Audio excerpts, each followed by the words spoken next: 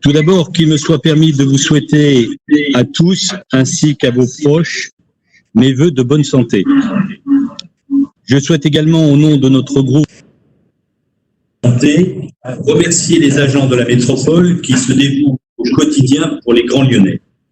J'associe évidemment les équipes de direction sous votre responsabilité, Monsieur le Président, pour l'engagement. Dans ce contexte inédit, nous ne pouvons malheureusement que constater certaines carences de l'État dans la gestion des conséquences de cette crise sanitaire. Nous souhaitons souligner l'agilité et la réactivité des collectivités locales, à savoir les mairies, la métropole de Lyon et la région.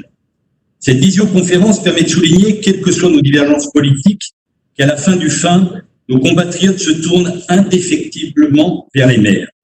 Ils sont encore et toujours les élus de proximité les mieux identifiés et ceux auxquels les citoyens accordent la plus grande confiance.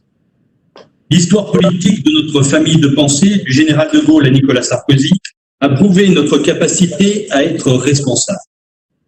Le rapport que vous nous soumettez, Monsieur le Président, vous donne capacité de décision sur un nombre de domaines très importants.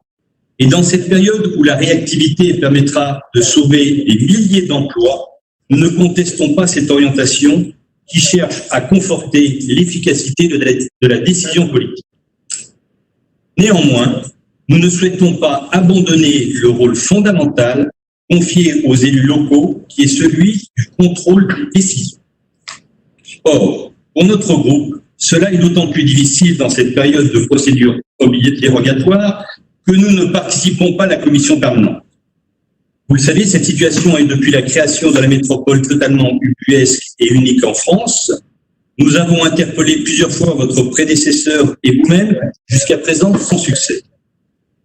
Dans cette situation où chacun doit montrer sa bonne volonté, nous vous demandons d'ouvrir celle-ci à l'ensemble des groupes à due proportion de leur représentativité.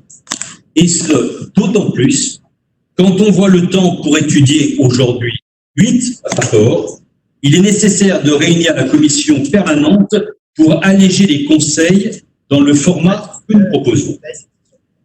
Comme vous le constatez, nous sommes dans un état d'esprit de coopération pendant cette situation de crise et nous attendons de votre part une réponse à la hauteur des enjeux. Car dès aujourd'hui doivent être posés les fondements des politiques à venir pour gérer l'après-crise sanitaire. Il ne faut pas tomber dans le catastrophisme, car nous avons vu ces dernières semaines les capacités de nos habitants pour agir en solidarité, innover dans leur monde de travail, développer de nouvelles interactions, etc. Mais si louables soient ces actions individuelles, elles nécessitent à la fois une coordination et une amplification. La métropole devra assurer à la fois le soutien social indispensable, car les outils de solidarité seront fortement sollicités, aussi la relance économique de l'artisan jusqu'aux entreprises industrielles, sans oublier le commerce et le lien sociétal, notamment par les transports, la culture, le tourisme, le sport. Dans le cadre de cette gestion pluraliste que vous avez vous-même appelée de vos voeux, notre groupe composé d'élus de terrain et responsables appuiera les décisions nécessaires pour le bien commun. Je vous remercie.